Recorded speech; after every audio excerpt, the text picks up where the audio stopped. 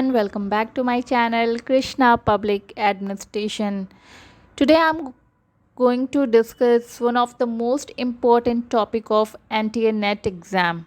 यह public administration का one of the most important topic है, तो आप इस टॉपिक को स्किप करके तो बिल्कुल भी नहीं जा सकते हैं।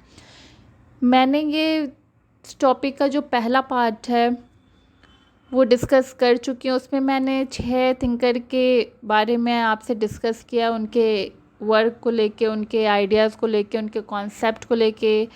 आज मैं नेक्स्ट थिंकर की बात करूँगी। ये जो थिंकर वाला है उनका आइडियाज़ और कॉन्सेप्ट ये आपके 3 पार्ट में, तो आज दूसरा पार्ट मैं आप लोगों के साथ डिस्कस करने जा रही हूँ।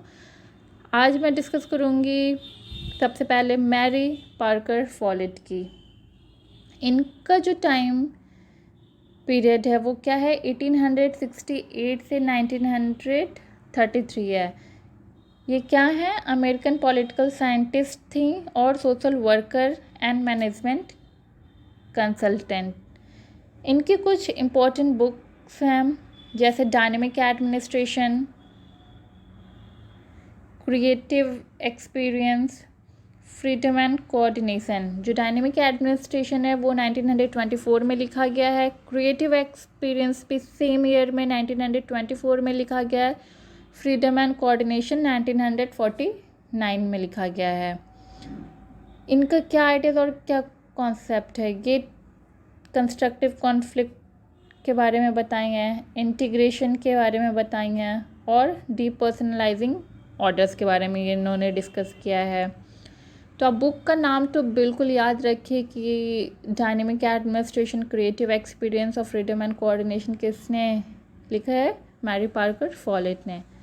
अब हम बात करते हैं जॉर्ज एल्टन मेयो की। इनका टाइम पीरियड है 1880 टू 1949। ये क्या है, ऑस्ट्रेलियन सोशल साइकोलॉजिस्ट और इंडस्ट्रियल रिसर्चर हैं।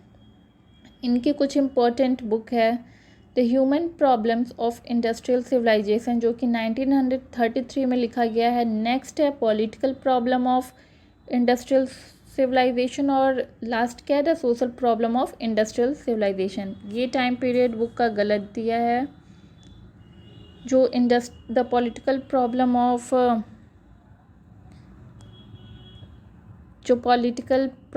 इंडस्ट्रियल सिविलाइजेशन है वो किस ईयर में लिखा गया है, 1947 में, और ये 1949 में लिखा गया है। सोशल प्रॉब्लम आपको बस याद रखना है, ह्यूमन, पॉलिटिकल, सोशल। सबसे पहले ह्यूमन है, पॉलिटिकली वो लोग ने कुछ काम किया और सोशली इन्वॉल्व हो गए, तो ऐसे याद रखिएगा आप। HPS, H से हो गया ह्यूमन, P से हो गया पॉलिटिकल, सोशल। तो सबसे पहले क्या आया, ये। अभी इनकी कॉन्सेप्ट की बात हम लोग कर लेते हैं कि क्या कॉन्सेप्ट एल्टन मेयो ने दिया था। ह्यूमन रिलेशन अप्रोच की बात, ह्यूमन रिलेशन अप्रोच किसने दिया है, एल्टन मेयो ने। आप मुझे बताएंगे कि कितने टाइप की इन्होंने ह्यूमन रिलेशन अप्रोच में कितने टाइप की इन्होंने हॉथम इफ़ेक्ट की बात की। आप मुझे ये कमेंट करके बताएंगे कि कितने टाइप के इफ़ेक्ट की इन्होंने बात की है। नेक्स्ट है हॉथम इफ़ेक्ट।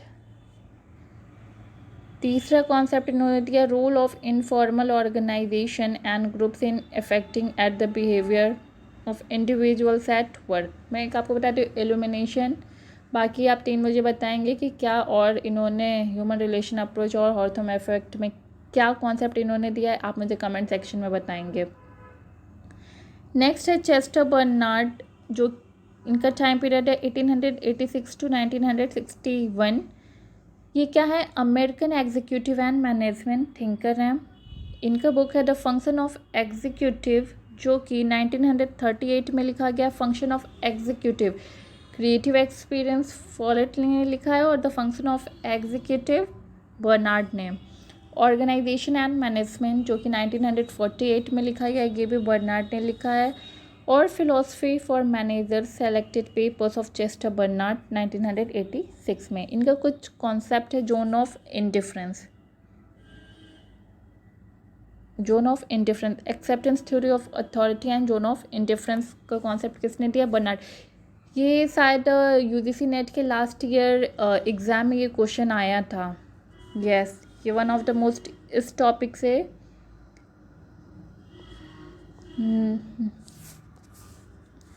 जो ये आपका टॉपिक है जोन ऑफ इंडिफरेंस, इससे आपका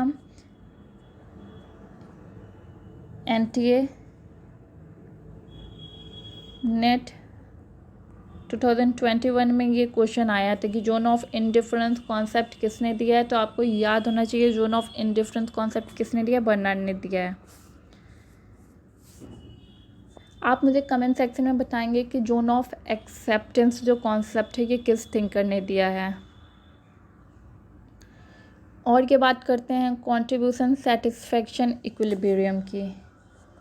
फंक्शन एज द एग्जीक्यूटिव, ये बुक ही हो गया फंक्शन ऑफ द एग्जीक्यूटिव, और फंक्शन ऑफ द एग्जीक्यूटिव इनका कॉन्सेप्ट है किसका? बर्नार्ड का। Next Herbert Simon.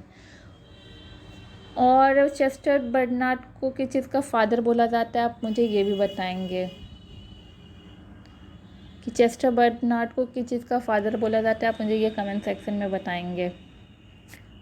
नेक्स्ट है हर्बर्ट साइमन, जिनका टाइम पीरियड था 1916 to 2001। American political scientist and economist हैं। इनका बुक है एडमिनिस्ट्रेटिव बिहेवियर, जो कि 1947 में लिखा गया था। एडमिनिस्ट्रेटिव बिहेवियर किसने लिखा था? साइमन ने। ऑर्गेनाइजेशन 1958 में साइमन के द्वारा लिखा गया था। ऑर्गेनाइजेशन एंड मैनेजमेंट ये बर्नार्ड ने लिखा है, लेकिन ऑर्गेनाइजेशन जो है वो साइमन ने लिखा है।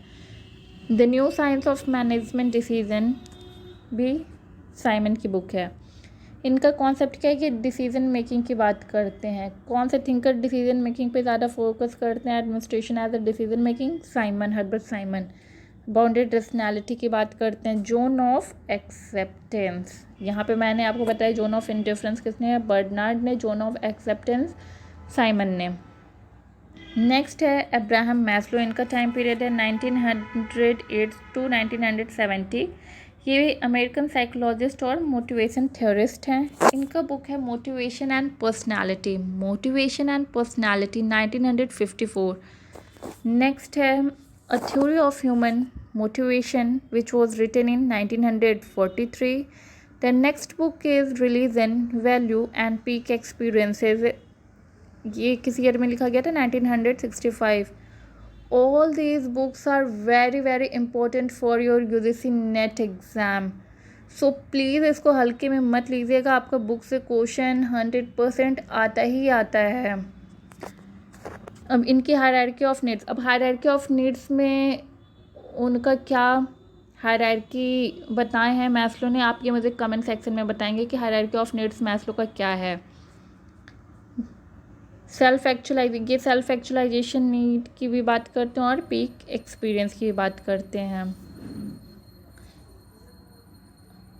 नेक्स्ट है डॉगलस मैकग्रेगर। इनका टाइम पीरियड है 1906 टू 1964। ये क्या है? अमेरिकन सोशल साइकोलॉजिस्ट हैं एंड मैनेजमेंट कंसल्टेंट हैं। इनके बुक है the human side of enterprise, जो कि 1960 में लिखा गया है। नेक्स्ट है the professional manager. The professional manager ये भी 1967 में लिखा गया है। और लास्ट है लीडरशिप एंड मोटिवेशन, ये भी ग्रेगर की बुक है। The human side of enterprise, professional manager और लीडरशिप एंड मोटिवेशन ग्रेगर की बुक है।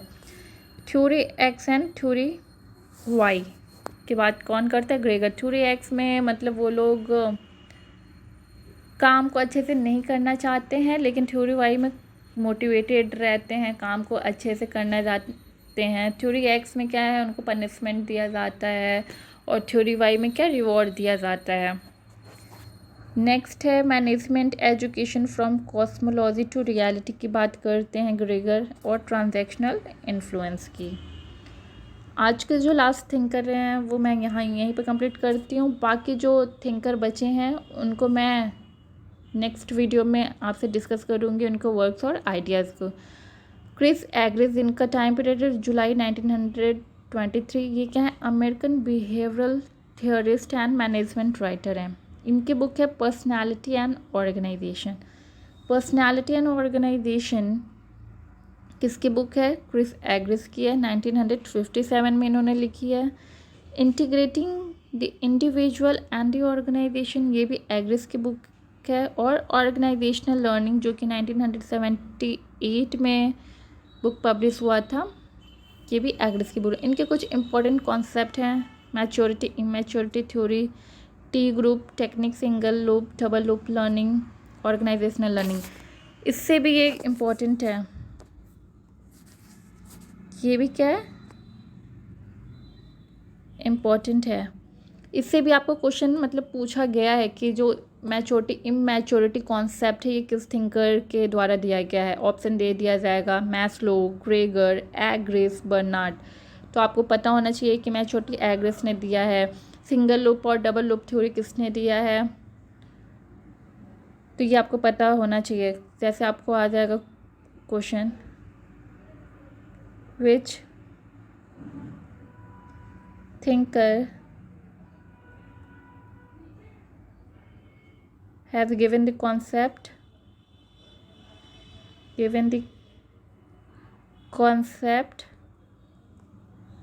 T group। ऑप्शन में आपके पास दे देगा एल्टन मेयो, फॉलेट, ग्रेगर और एग्रिस। तो आपको आंसर पता होना चाहिए कि टी ग्रुप किसने दिया है?